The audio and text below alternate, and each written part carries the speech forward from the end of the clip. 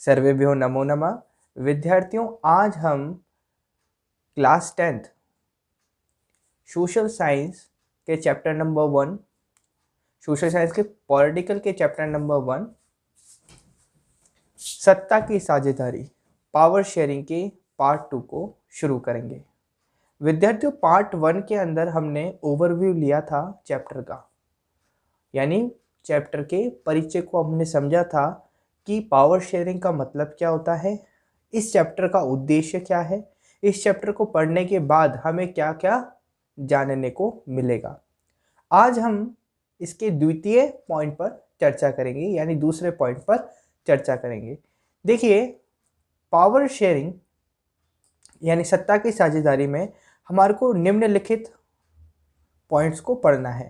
पहला, overview, Belgium एवं Sri Lanka, majoritarianism इन श्रीलंका यानी श्रीलंका में बहुसंख्यवाद, accommodation in Belgium, and fifth है फॉर्म ऑफ पावर शेयरिंग यानी सत्ता की साझेदारी के रूप। ये 5 पॉइंट पढ़ने हैं और इन 5 पॉइंट को पढ़ने के बाद अपना जो चैप्टर है वो कंप्लीट हो जाएगा, जिसमें हमने जो पहला पॉइंट है ओवरव्यू यानी परिचय उसको कंप्लीट कर लिया है।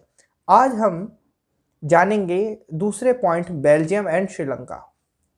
देखिए, स्टार्टिंग में मैंने आपको बताया था कि जो सत्ता की साझेदारी है, पावर शेयरिंग यानी पावर को शेयर करना है, हमारे को क्या करना है, पावर को शेयर करना है। पावर शेयर कहाँ होती है, डेमोक्रेसी के अंदर, ठीक है।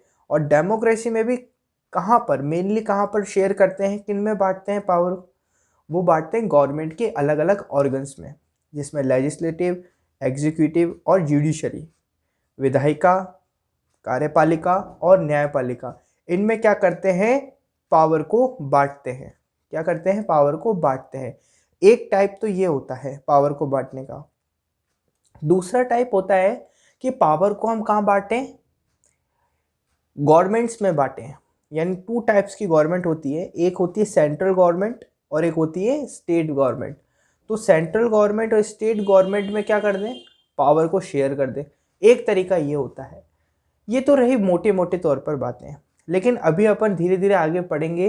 तो हमने लेक्चर नंबर 1 में देखा था कि हम श्रीलंका और बेल्जियम की कथा सुनेंगे या स्टोरी जानेंगे, उसके थ्रू अपन ये समझने की कोशिश करेंगे कि व्हाट इज पावर शेयरिंग, सत्ता की साझेदारी क्या होती है, ठीक है। तो आज अपन इसी पॉइंट को डिस्कस करेंगे। सेकंड पॉइंट है बेल्जियम एंड श्रीलंका। तो चलिए इसको शुरू करते हैं। और आप अगर अपनी पाठ्य पुस्तक खोलना चाहते हैं, बुक खोलना चाहते हैं, तो आप खोल सकते हैं, ठीक है। तो उससे थोड़ा जो मैं हाईलाइट करवाऊंगा जो वर्ड्स, उसमें इम्पोर्टेंट आपका रहेगा। तो मैंने जैसे बताया, अपन इंग्लिश और हिंदी दोनों में कवर करते हुए चलेंगे। सबसे पहले मैं इंग्लिश की एक लाइन पढ़ूंगा, देन उसको हिंदी में रीड करूंगा, और उसमें जो भी कठिन शब्द होंगे उनका मैं अर्थ आपको बताने की कोशिश करूंगा, ठीक है। टॉपिक का नाम है Belgium and Sri Lanka. Belgium is a small country in Europe, smaller in area than the state of Haryana. Belgium Europe का एक छोटा सा देश है, क्षेत्रफल से हमारे हरियाणा राज्य से भी छोटा, ठीक है। Europe, Asia, north America, south America, ये सब कॉन्टिनेंट्स होते हैं, ठीक है। अपना इंडिया जो आता है वो एशिया के अंदर आता है, ठीक है। जो बेल्जियम है ये यूरोप की बात हो रही है, यूरोप कॉन्टिनेंट के अंदर बेल्जियम एक देश है, उसकी बात हो रही है। और क्षेत्रफल की दृष्टि से यानी कि एरिया के कंपैरिजन में अपन देखें तो ये अपना जो हरियाणा राज्य है, हरियाणा जो स्टेट है उससे भी छोटा है ना, फिर भी एक देश है, ध्यान रखना। बेल्जियम यूरोप का एक छोटा सा देश है, क्षेत्रफल में हमारे हरियाणा राज्य से भी छोटा है। It has borders with France, the Netherlands, Germany and Luxembourg. इसकी सीमाएं फ्रांस, नीदरलैंड, जर्मनी और लग्जमबर्ग से लगती है। मतलब सीमाएं होती है ना, जैसे अपने इंडिया की सीमाएं किस किस से लगती है, बांग्लादेश, अफगानिस्तान, पाकिस्तान, चाइना, भूटान, नेपाल, ठीक है ना, रेड क्लिफ जैसे अपन कहते हैं अलग अलग। तो वो सीमाएं है, और बेल्जियम जिससे सीमा लगती है वो नीदरलैंड, फ्रांस और ये सब है। It has a population of a little over 1 crore, about half the population of Haryana. इसकी मतलब बेल्जियम की आबादी 1 करोड़ से थोड़ी अधिक है, मतलब यहाँ पर जो रहने वाले लोग हैं वो 1 करोड़ से थोड़ा अधिक है, यानी हरियाणा की आबादी से करीब आधी। अपनी जो हरियाणा की आबादी है, हरियाणा में जितने लोग रहते हैं उससे लगभग आधी। मतलब आप समझ सकते हो कि अपना इंडिया कितना बड़ा है ना, इंडिया में रहने वाले लोग कितने, और इंडिया का जो एरिया है वो कितना बड़ा है कि इंडिया में एक स्टेट है हरियाणा, और हरियाणा कोई बड़ा स्टेट नहीं है, बहुत छोटा स्टेट है ना। क्षेत्रफल के दृष्टिकोण से यानी एरिया के दृष्टिकोण से अपन देखें तो सबसे बड़ा तो राजस्थान है, समझ रहे हो। तो फिर भी हरियाणा में जितने लोग रहते हैं उससे आधे लोग कहाँ रहते हैं, बेल्जियम में रहते हैं, और जबकि वो एक देश है, ठीक है, आपको थोड़ा समझना पड़ेगा। The ethnic composition of this small country is very complex। यहाँ पर एक वर्ड आ रहा है एथनिक, इसका मैं भी बताऊंगा। इस छोटे से देश के समाज की जातीय बनावट बहुत जटिल है, यानी है ये बहुत छोटा सा देश, इसमें 1 करोड़ से कम, सॉरी 1 करोड़ से ज़्यादा पीपल रहते हैं, और क्षेत्रफल से थोड़ा सा ये आधा, मतलब यहाँ बोल रखा है smaller in area than the state of Haryana, यानी हरियाणा जो स्टेट है उससे, हरियाणा स्टेट से थोड़ा सा कम है ये इसका जो एरिया है। फिर भी यहाँ पर ethnic composition, the ethnic composition of this small country is very complex.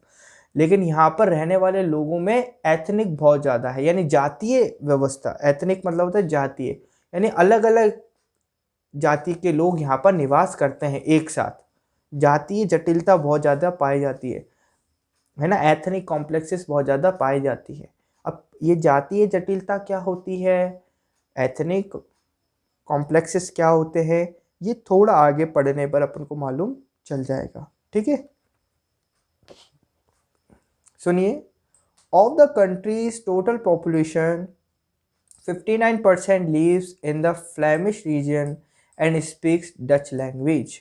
अब बड़े ध्यान से समझना एक एक बात को, इसके नोट्स भी मैं प्रोवाइड कर दूंगा, डिस्क्रिप्शन बॉक्स में लिंक दे रखा है, व्हाट्सएप लिंक दे रखा है, टेलीग्राम लिंक दे रखा है, वहाँ उसको ज्वाइन कर लीजिए, नोट्स मिल जाएंगे आपको।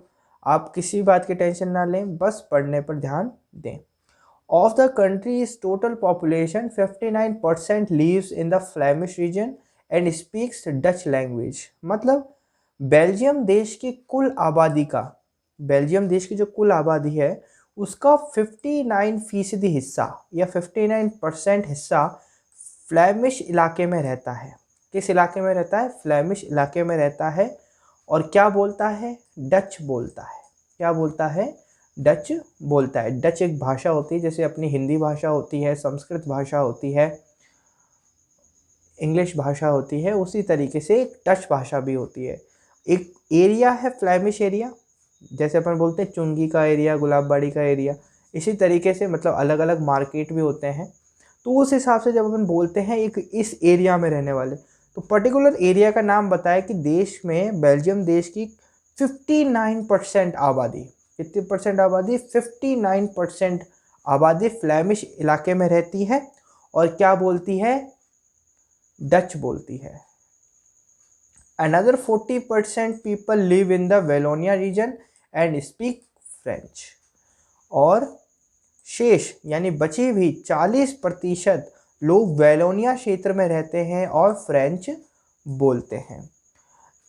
बेल्जियम देश के 59% लोग तो फ्लेमिश एरिया में रहते हैं और डच बोलते हैं, और बाकी जो बचे 40% लोग हैं वो क्या बोलते हैं, वो वेलोनिया क्षेत्र में रहते हैं और फ्रेंच बोलते हैं। क्या बोलते हैं, फ्रेंच बोलते हैं। अब वो यहाँ तो 99% हो गए, 59 और 40 कितने हो गए, 99। अभी एक 1% बचा हुआ है, ठीक है।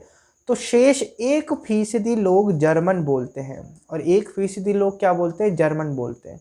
और इनका कोई पर्टिकुलर एरिया नहीं बताया, क्योंकि 1% है भाई, कुछ वेलोनिया में चले गए होंगे, कुछ फ्लेमिश में चले गए होंगे, तो ऐसे इनका कोई पर्टिकुलर रीजन नहीं बताया गया है, कोई क्षेत्र नहीं बताया गया है। यहाँ तो सिर्फ बता दिया गया है 1% लोग क्या बोलते हैं, जर्मन बोलते हैं। तो यहाँ हमने देखा ethnic form of Belgium country, यानी बेल्जियम देश का जातीय स्वरूप देखा हमने, बेल्जियम देश का जातीय स्वरूप देखा, जिसमें हमने देखा कि यहाँ पर 100% बेल्जियम देश की जो जनता है, अगर मान के चलें, चलिए मैं इसको बहुत अच्छी तरीके से आपको भी आगे समझाता हूँ, पहले अपन पढ़ लेते हैं।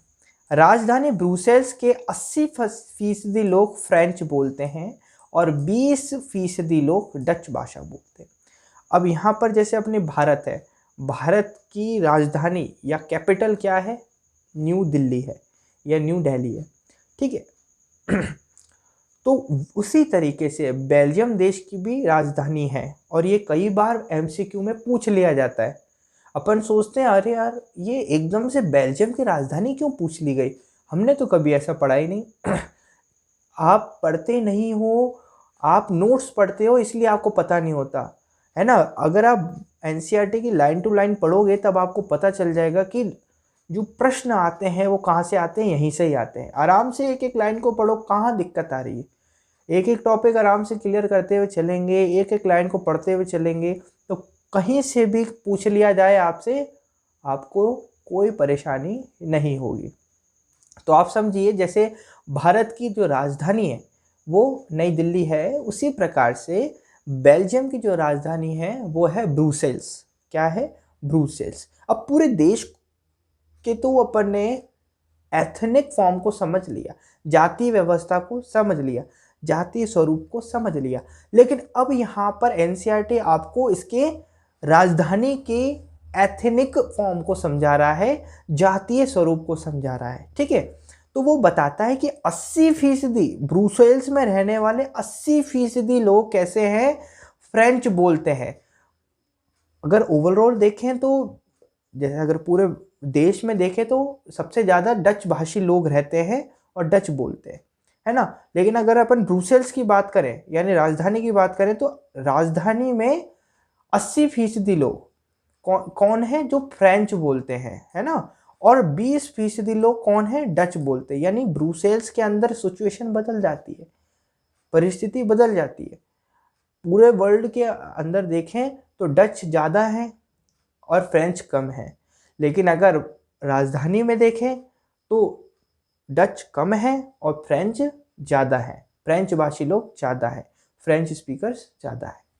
इस बात को इसको नोट्स के रूप में अपन रख सकते हैं। आप अगर आपने कॉपी खोल रखी है तो उसमें बेल्जियम एंड श्रीलंका टॉपिक आपने डाल रखा होगा, उसके जस्ट नीचे आप ये जो डायग्राम है इसको उतार सकते हैं, है ना। ये डायग्राम बहुत अच्छा है, ये आपको बहुत हेल्प करेगा जब आप इस टॉपिक को कंप्लीट करेंगे, और रिवीजन के तौर पर आप जब इस टॉपिक को लेंगे तब आपकी बहुत हेल्प करेगा। चलिए मैं आपको थोड़ा समझा देता हूँ इस डायग्राम को, वैसे आपके समझ में आ गया होगा। ये बेल्जियम है अपना, बेल्जियम में यहाँ पर 100% लोगों की परसेंटेज दे रखी है, यानी 100% लोग हैं।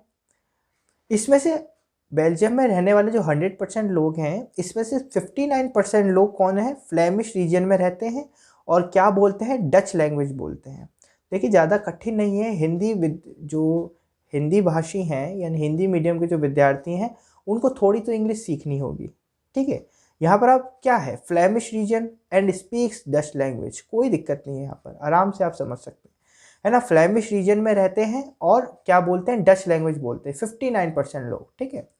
और 100% में से 40% जो लोग हैं वो वेलोनिया रीजन में रहते हैं और क्या बोलते हैं? फ्रेंच लैंग्वेज बोलते हैं, फ्रेंच भाषा बोलते हैं, ठीक है। और फिर बचे 1% लोग, फिर बचे 1% लोग, तो 1% लोग जर्मन भाषा बोलते हैं, ठीक है। ये तो रही पूरी ओवरऑल कहाँ की स्थिति? पूरे देश की स्थिति, है ना।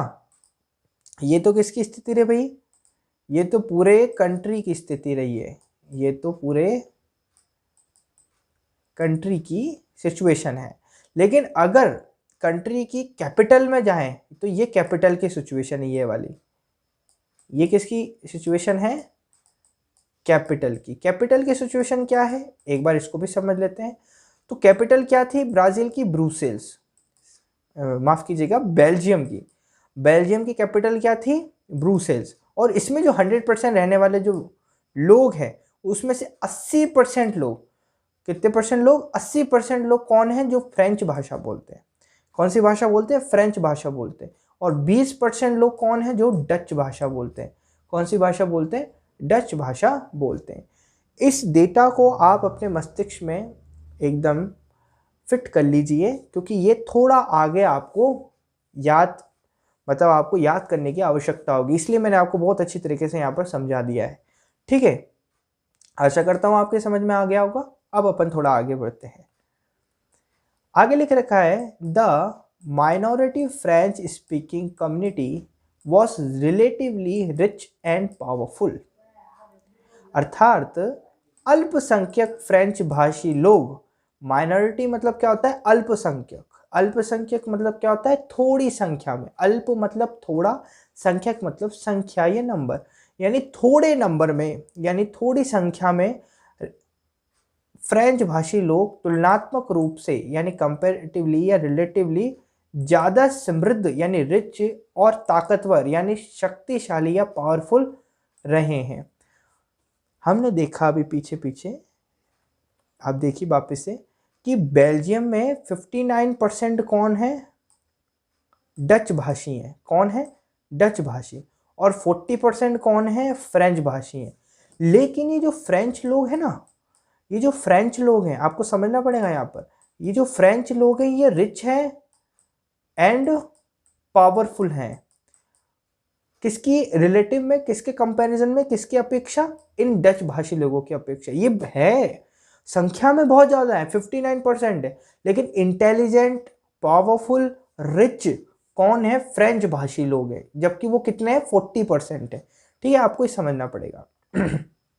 आगे लिख रखा है This was resented by the Dutch-speaking community who got the benefit of economic development and education much later। मतलब बहुत बाद में जाकर आर्थिक विकास यानी कि पैसों से संबंधित जो विकास होता है ना, इकोनॉमिकल डेवलपमेंट एंड शिक्षा यानी एजुकेशन का लाभ पाने वाले डच भाषी लोगों को इस स्थिति से नाराजगी थी कि भाई हम पूरे बेल्जियम में 59% है फिर भी हमारा जो इकोनॉमिकल डेवलपमेंट है, आर्थिक विकास है, और जो एजुकेशन क्वालिटी है वो बाद में डेवलप्ड हुई।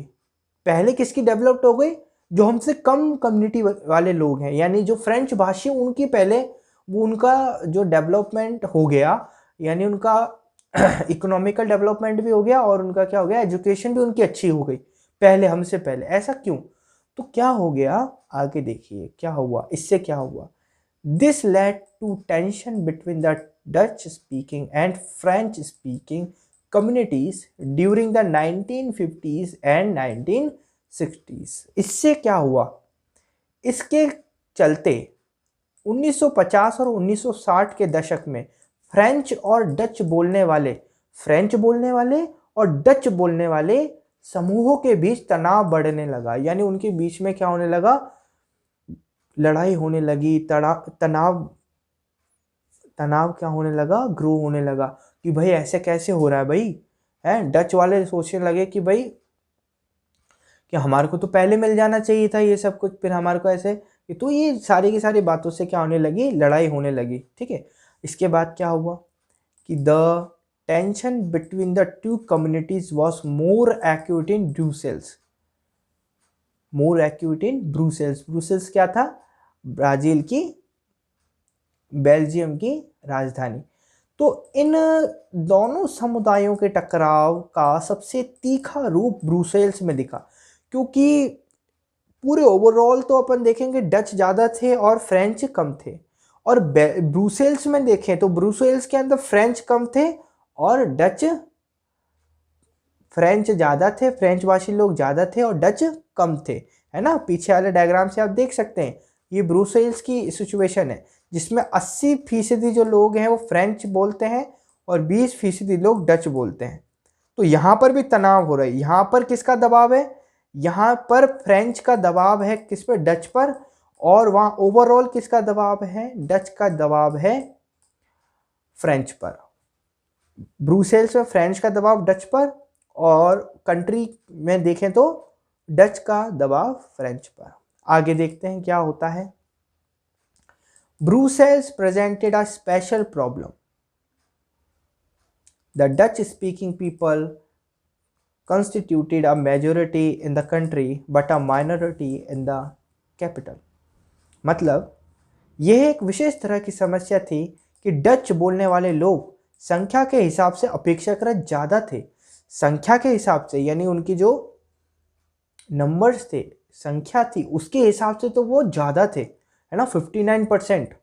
और लेकिन धन और समृद्धि यानी मनी एंड रिचनेस के और पावरफुलनेस भी बोल सकते हो आप के मामले में कमज़ोर और अल्पमत थे। यानी उनके पास पैसा बहुत कम था। किनके पास? डच वालों के पास उनकी संख्या बहुत थी लेकिन उनके पास पैसा कम था। पैसा ज़्यादा किसके पास था? फ्रेंच लोगों के पास था। किसके पास था? फ्रेंच लोगों के पास। ठीक है, यहाँ तक बात आपको समझ में आई। अब अपन थोड़ा आगे बढ़ते हैं।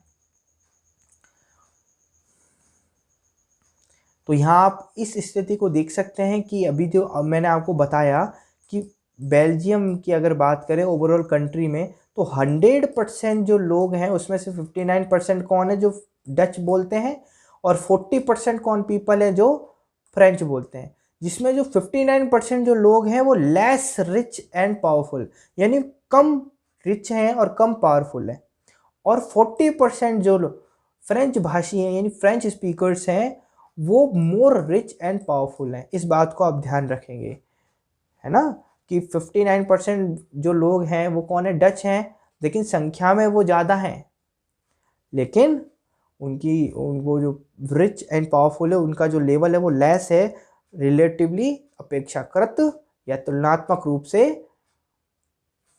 फ्रेंच भाषी लोगों से।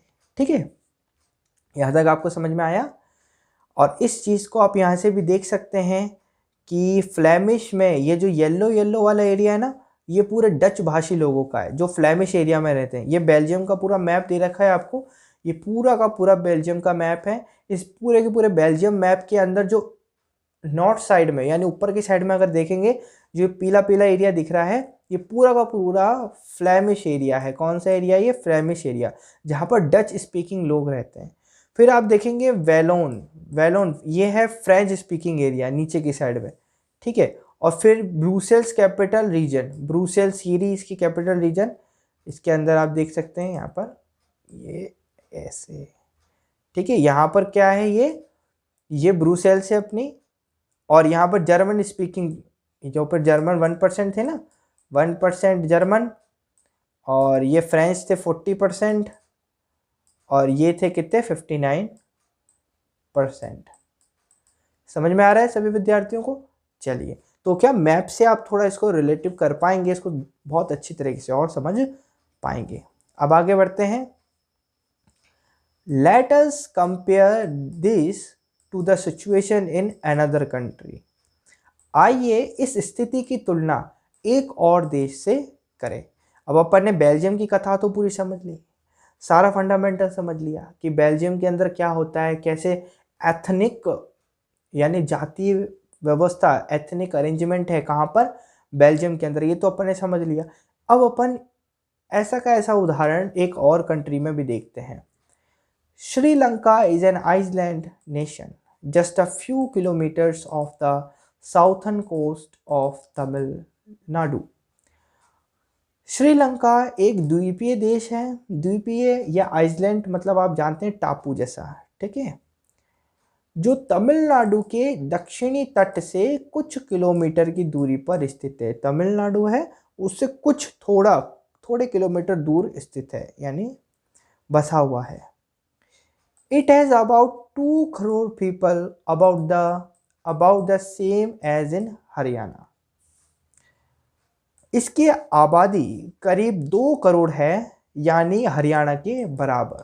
ठीक है, श्रीलंका की आबादी कितनी है, यानी यहाँ पर रहने वाले लोगों की जो संख्या है, number of peoples exist in Sri Lanka is 2 crore, यानी 2 करोड़ पीपल श्रीलंका में रहते हैं। Like other nation in the south Asia region, Sri Lanka has a diverse population. Sri Lanka has a diverse population. Diverse मतलब क्या होता है अभी आपको पता चलेगा। दक्षिण एशिया के अन्य देशों की तरह, दक्षिण एशिया जो है नीचे के जो देश है, दक्षिण एशिया यानी एशिया के जो नीचे वाले देश है, दक्षिण एशिया के अन्य देशों की तरह श्रीलंका की आबादी में भी कई जातीय समूह के लोग हैं। यानी यहाँ पर भी डाइवर्जन पाया जाता है। कैसा डाइवर्जन? एथनिकल डाइवर्जन, है ना, एथनिकल जातीय बंटवारा पाया जाता है। The major social group are the Sinhala speakers 74% and the Tamil speakers 18%। अब श्रीलंका की बात हो रही है तो आप देखेंगे सबसे प्रमुख सामाजिक समूह सिंहलियों का है। श्रीलंका में सबसे प्रमुख जो समूह है, ग्रुप है, वो किसका है? सिंहलियों का है। ध्यान से समझना, सिंहलियों का, सिंहलियों का है, जिनकी आबादी कुल जनसंख्या की 74% है, परसेंट है। फिर तमिलों का नंबर आता है जिनकी आबादी कुल जनसंख्या में 18% है। मतलब आप समझ ही गए होंगे इस बात को, और यहाँ पर अच्छी तरह से समझ लेते हैं कि भाई श्रीलंका में 2 ग्रुप हैं। अभी तक अपन ने देखे श्रीलंका में कितने ग्रुप हैं? 2 ग्रुप हैं। पहला ग्रुप है सिंहलियों का, यानी सिंहल स्पीकर्स का, जो 74% है टोटल पॉपुलेशन की, और दूसरा ग्रुप है तमिल स्पीकर्स का, जो कि 18% है टोटल पॉपुलेशन। ठीक है, आगे बढ़ते हैं। अमॉन्ग तमिल्स देयर आर 2 सब ग्रुप्स। तमिलों में भी 2 समूह हैं। मतलब यहाँ पर वापिस से बांटा गया है। तमिल भी 2 प्रकार के हैं यहाँ पर, है ना। तो तमिल 2 प्रकार के कौन कौन से? Tamil natives of the country are called Sri Lankan Tamils 13%। मतलब श्रीलंकाई मूल के तमिल 13%, यानी जो श्रीलंका में ही रहते हैं, ऐसे तमिल व्यक्ति जो श्रीलंका में ही रहते हैं, ऐसे लोग 13% हैं, है ना। यहाँ पर आप देख सकते तमिल नेटिव्स, यानी जो Tamil natives of the country are called Sri Lankan Tamil, यानी जो तमिल लोग श्रीलंका में रहते हैं वो श्रीलंकन तमिल कहलाए, यानी श्रीलंकाई मूल के तमिल। इसको हिंदी में कहेंगे श्रीलंकाई मूल के तमिल, और हिंदी में कहेंगे श्रीलंकाई मूल के तमिल, और इंग्लिश में कहेंगे इसी बात को श्रीलंकन तमिल। क्या कहेंगे? श्रीलंकन तमिल। ये कहाँ है? पूरे 18% में 13% है।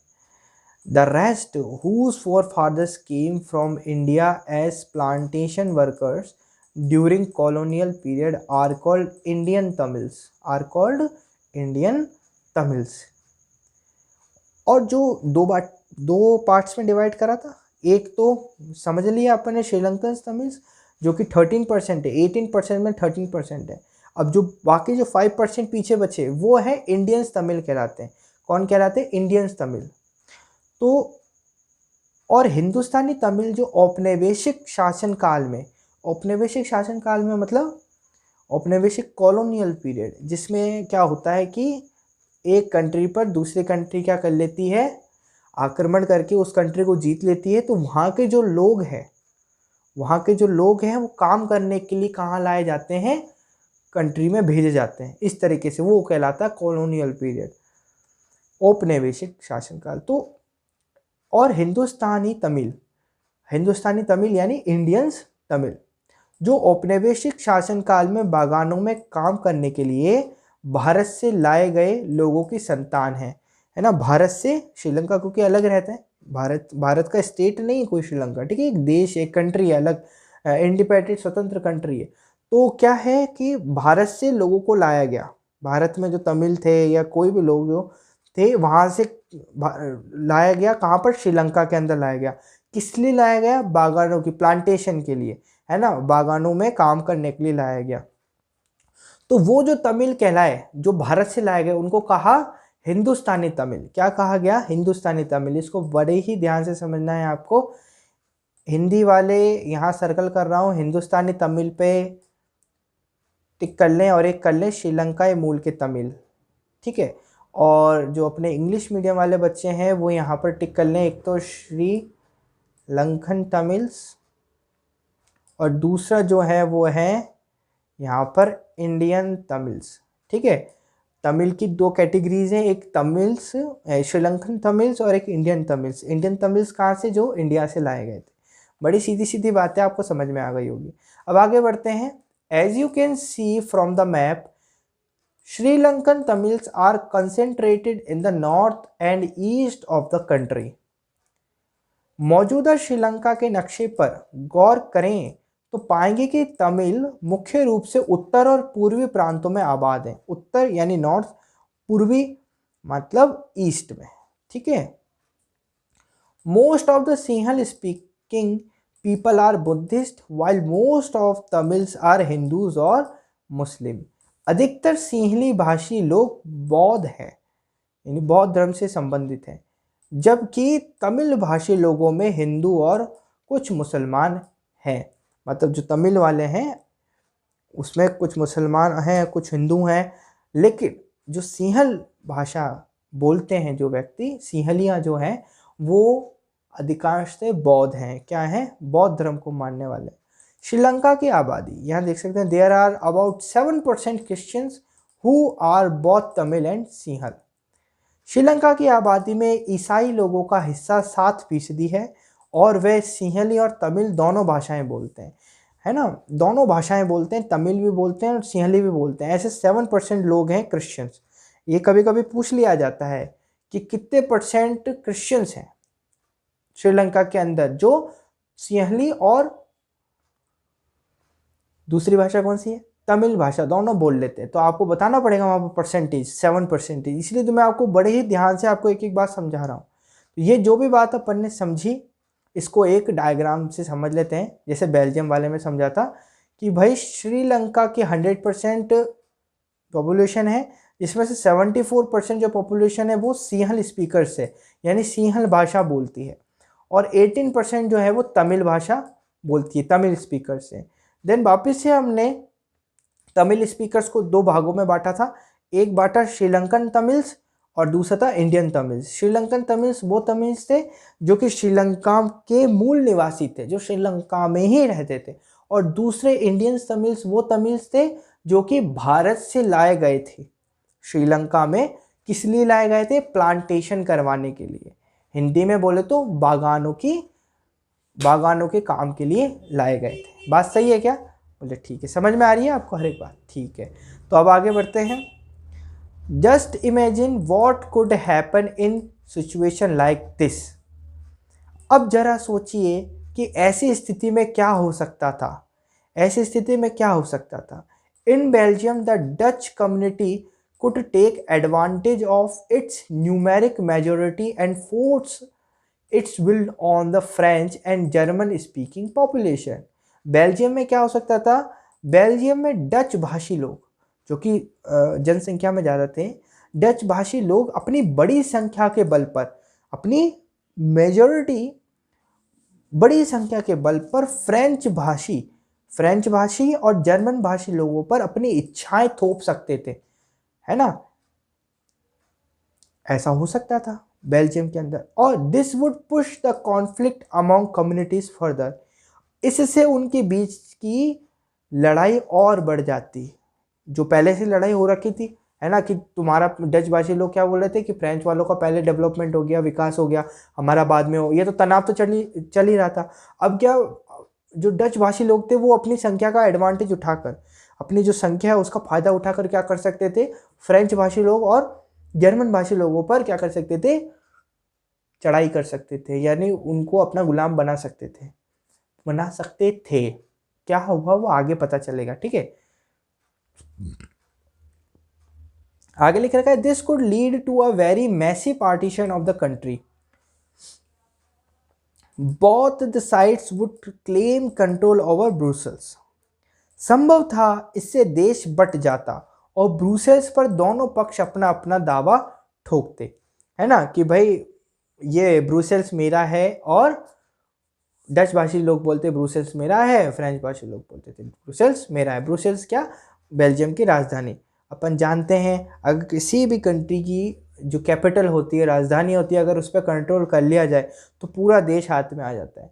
आज भारत में दिल्ली पर अगर किसी का कंट्रोल हो जाता है, दिल्ली पर अगर किसी ने कंट्रोल कर लिया तो वो वहाँ से पूरे भारत पर क्या कर सकता है, कंट्रोल कर सकता है। अगर हम पिछले यानी एशियन टाइम में जाएं या मिडाइवल इंडिया में जाएं तो अपन देखेंगे, मध्यकालीन भारत के अंदर अगर अपन जाएं तो वहाँ देख पाएंगे कि जो भी आक्रमणकारी या जो आक्रांता थे, अटैकर्स थे, वो क्या किस पर अटैक करते थे, पूरे भारत पर अटैक नहीं करते थे।